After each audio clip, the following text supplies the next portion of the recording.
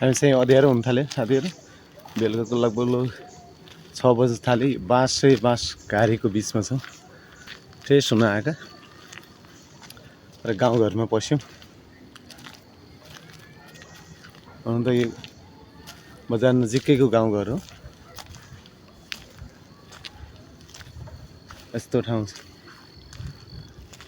यसै यतापट्टि देखिराख्नु भएको यो सबै भुइँकटरका बोटहरू हुन्छ। यहाँतिर प्रायः जसो भुइँकटर धेरै लाउनु हुँदो रहेछ। यो देखिएको सबै भुइँकटर हो। हजुरलाई म देखाउँछु। यो प्रायः यिनीहरू घर घरमै भुइँकटर भनौँ न, भुइँकटर घर घरमै लगाएको हुन्छ। सबै भुइँकटरका बोटहरू यतातिरदेखि सबै लगाएको छ। खेतभरि नै भुइँकटर छ। यसरी भुइँकटर रोपेको हुन्छ। यता सिन्धुलीमा प्रायः जुनार, भुइँकटर, सुन्तला धेरै उत्पादन हुन्छ।